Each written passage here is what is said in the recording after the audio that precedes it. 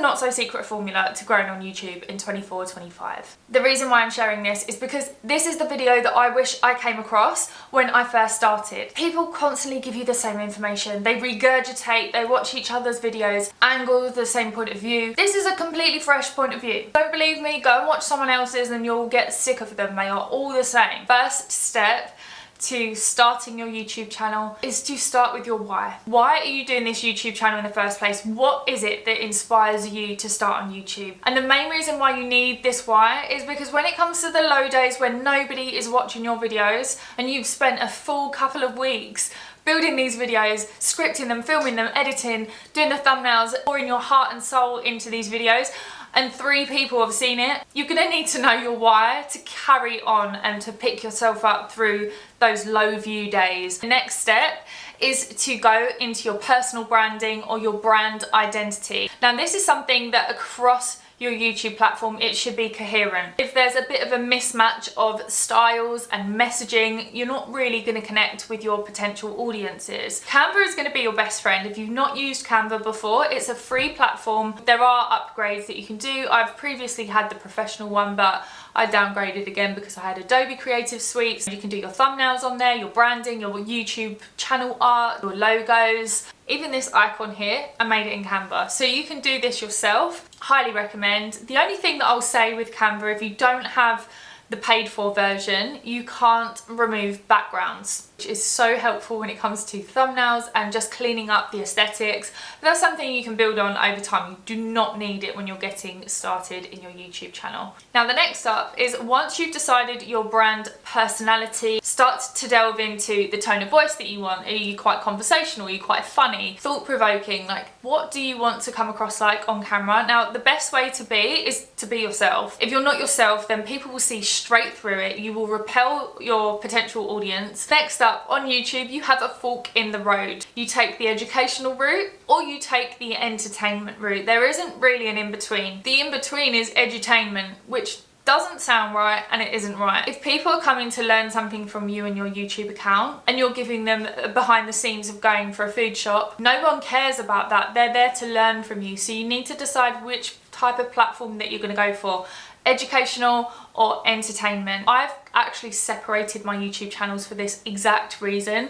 So Emma Rose London is my educational content. This is where you learn how to be X, Y, and Z. My entertainment is wedding diaries and behind the scenes of property investing and lifestyle vlogs. People just going there to switch off, to have in the background whilst they're getting ready, cooking dinner. The educational is more of a sit down and take notes type video. Just think of that when you're building your platform. It may be that you want to create 2 separate channels just to keep it nice and neat. Some people also, they'll keep their podcast as a separate channel. Example, The Diary of a CEO. Stephen Bartlett used to have his own personal channel where he'd do like a behind the scenes. Then he created a separate one which was The Diary of a CEO podcast. Analysis paralysis is one of the worst things that happens to creators. Sometimes as creators, we really want our content to be a success to the point where we overanalyze everything. We think of all of the potential scenarios. The problem here, it will stop us from posting. You notice that you're doing it, try and put it to the side. Try and just work with the data that you're given through analytics, through trial and error and consistency. Don't expect anything too quickly from YouTube. People don't really talk about how rare it is to take off on YouTube. There are so many elements here: timing, trending topics, quality, engagement, and watch time. So many things come into the success formula of YouTube. Some people just get really lucky. It can come down to the time that you upload your video and it just goes phew. That hasn't happened for me, but it's okay. Fail fast. This is the best advice that I can give you for your YouTube journey so far. Now let me give you an example of how I failed fast. Firstly, by uploading things that I wasn't interested in. I knew straight away that this isn't the direction that I wanted to go in. As a result of that, took all my videos down and I was like, this isn't it. Gave myself a 6-year break. I wish it wasn't 6 years, but it was 6 years, so the time has passed. Next up in my fail fast journey, this is something that will save you money and I don't want you to make the same mistakes. BRB. Oh, what do we have here? What do we have here? The Niwa. What is this random device that's been sat on my shelf for the past 6 months to a year? This right here is a teleprompter. I don't know what I was thinking. I thought this would help. No, it didn't. A teleprompter will bring me YouTube success, because teleprompting will mean that I know what I'm talking about because it's going to be on the screen and I'm just going to read it. And yeah, that's going to help me grow. I'm going to build hundreds of thousands of subscribers overnight. And guess what? This lives on my shelf. And I don't know why it's still on my shelf. I really should take it down or sell it or something. Teleprompters aren't going to get you subscribers. I learned the hard way. It was an expensive mistake to make. It was a couple of £100 and I was like, no, but I need this for my YouTube success. Let's put that away. YouTube. I'm so pleased that you didn't make it a success. Teleprompting's really hard. Now, unless you're a news anchor or very confused with what to do on YouTube, you don't need a teleprompter. If you want one, I will link it below of how much it costs and you can buy it off me because I really don't want it. Making content for things that you don't care about and you're sat editing, you have to sit and edit this for like days, weeks, however long it takes you to edit. Now my videos, I film them for like hours, like say 2 hours to 10 minutes. It takes a long time. The worst thing is when you're doing something that you don't care about and you have to sit there and edit the entire thing, it couldn't drain your soul quicker than that. Before you know it, you spent so much time on these videos that you feel like you have to complete them. Time is precious. Spend it wisely. Let's talk about equipment. One of the first things that I've purchased was this little tripod. Probably seen this on Amazon. It's inexpensive. It goes in 2 different directions for portrait and landscape shoots, and I also have an adjustable tripod which is upstairs because I was just filming content on it. The teleprompter, which I've already told you was a complete waste of money. Please don't buy a teleprompter. I may just link the videos here of how bad it was and you can see the videos were really unnatural. A backup battery. I believe the camera is the Canon R50 content creator kit. So I'll link it below so you can go and shop it, but basically it came with the tripod, the battery, the camera, the lens, and also the microphone puffy thing. The camera's great. I absolutely love this camera. It's probably my favourite camera so far. I have a backup camera which is the Olympus Pen. I haven't used that in years. Super useful for YouTube. You can probably see it right here. It's actually plugged into my computer at the moment, but it's an external hard drive. Really helpful. A backup battery is really helpful for every time the battery dies when you're filming and you can just swap it out. I also have one of these. It's a backup SD card. The amount of videos that I made when I first started and either the battery died or the camera ran out of storage and I was in the middle of filming, or the daylight changes, like today. You've probably seen the daylight change 1,000 times, but I don't know what's going on with it. Currently, looks like it's going to storm outside. 2 seconds ago, it was like beaming sunshine. I've filmed with ring lights before. I don't have the best ring lights, so I probably need to invest in that. I also bought one of these, which is a reflector, if I can get it out of the case. Now, the first time that I actually saw these was when I was working in my corporate job. So it's like this, but it does ping, and I've actually managed to knock my drink over before with this. As I said, you learn and you fail. You fail and you learn. So this is a reflector. If I unzip it, it also has a gold reversible one as well, but this is the silver one. And it folds away quite nicely. But this reflector is actually really great for changing the light, bouncing light around in the shot. Great for if you know what you're doing. I don't. I do like this sometimes if I really want like a nice glowy look. I love a bit of consistency when it comes to filming. So always filming in the same location, vlogging, and you're out and about for the day, then that's a bit different. But if you're doing like a talking head video like this, it's nice to just be in the same environment. I've actually started to turn my lights on so you can see the shelving behind me in the mirror, and then you can see up here in the kitchen. I also have my candle on, my flowers, just to give a bit of life to the backdrop. This probably needs a bit of improving. If you've got any recommendations, drop it below, because I need to start adding bits and pieces. But as you can tell, as a starting channel, you don't really have the budget for that, so like and subscribe. Now on to editing. Now this is one of my favourite parts. Editing has become one of my skills that pay the bills. I became obsessed with editing. I paid a fortune for mentorships and for courses and behind the scenes training, one-to-ones, group calls. I knew that if I invested a bit up front that it would return in the future. It's worth getting to know your editing style so that you can stand out from the crowd. I don't know how else to describe it, but I love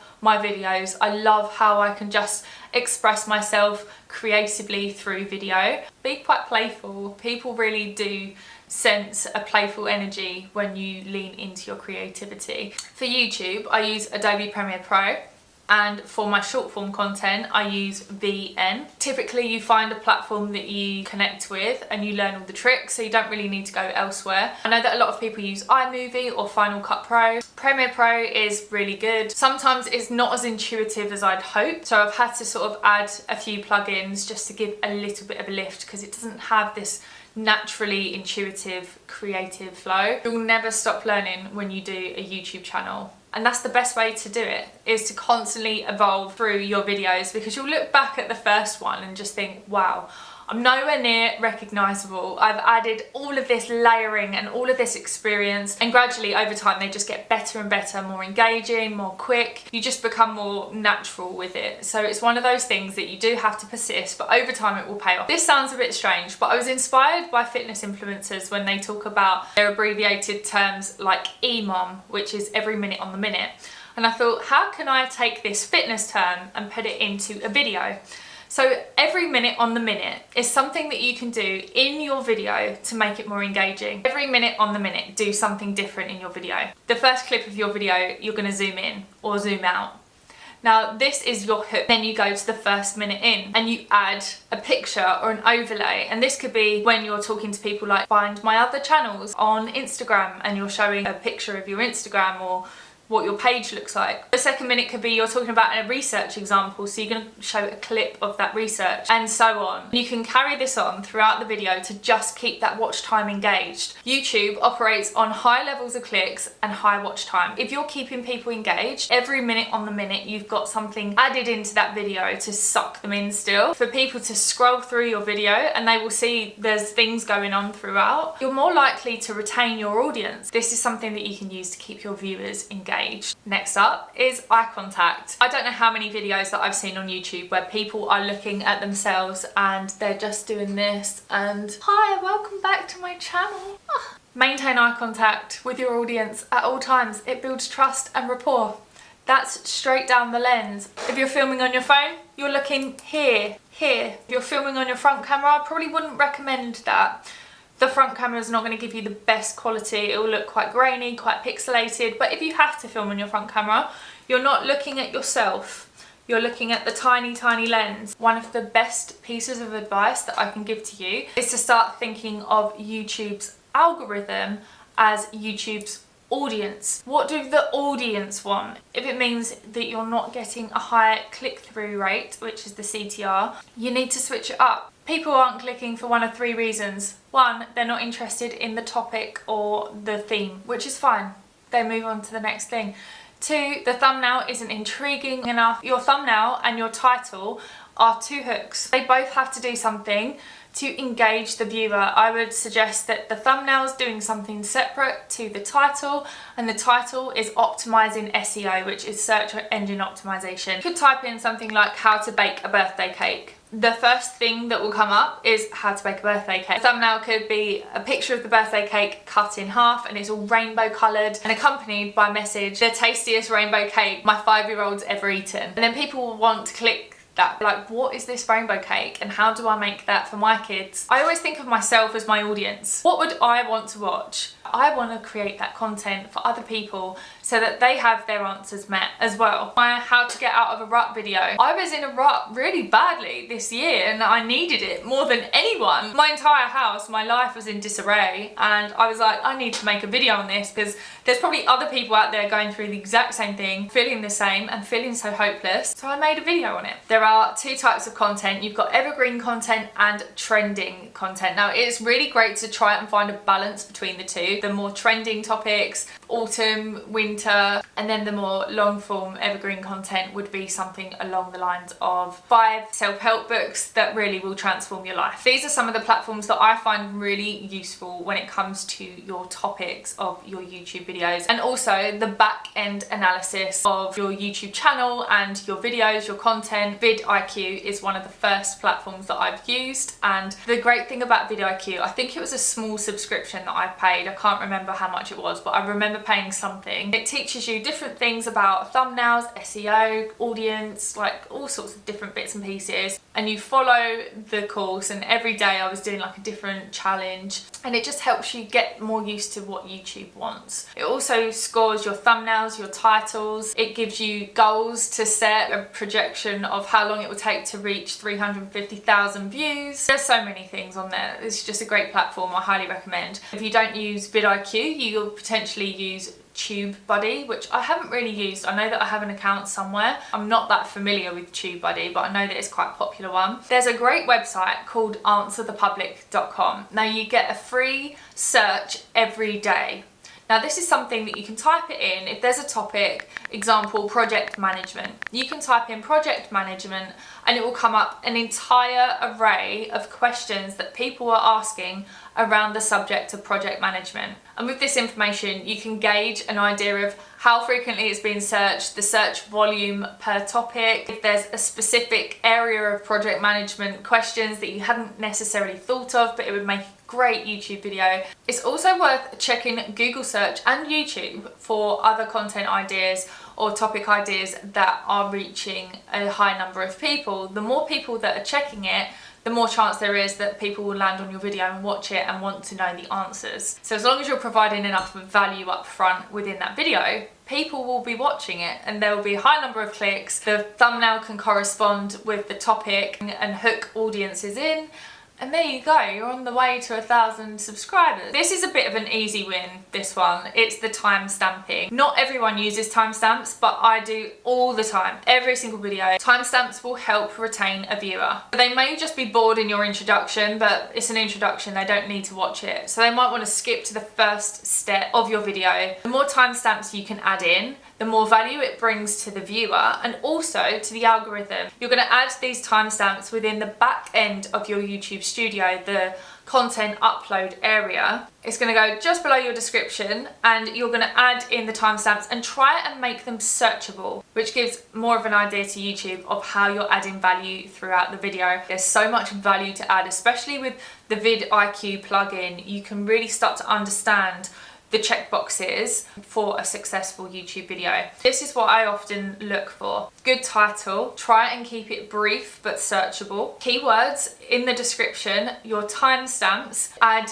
a playlist. If you add a playlist and you keep adding videos of the same nature to that playlist, you're likely to keep the audience there for longer because they want to see what's next. Have a look at my YouTube description. It might just give you an idea of what to include. I literally researched this to the nth degree. Try and always add a pinned comment to your YouTube video. Now this is something that you type in and you click pin underneath the comments section. YouTube really likes you to do this. Another thing that people may or may not be talking about right now on YouTube, but this is something that I have somehow slipped into the YouTube system and found, the test and compare thumbnails. This is where you can upload 3 separate thumbnails for your video and test and compare them over, I think it's 7 days or 14 days. YouTube does all this background research on the thumbnails that you've uploaded for each video and it selects the best one for your video, which gives you the best chance of growing on the platform. YouTube want you to do well. Be creative, lean into your creativity, don't put too much pressure on the unknowns.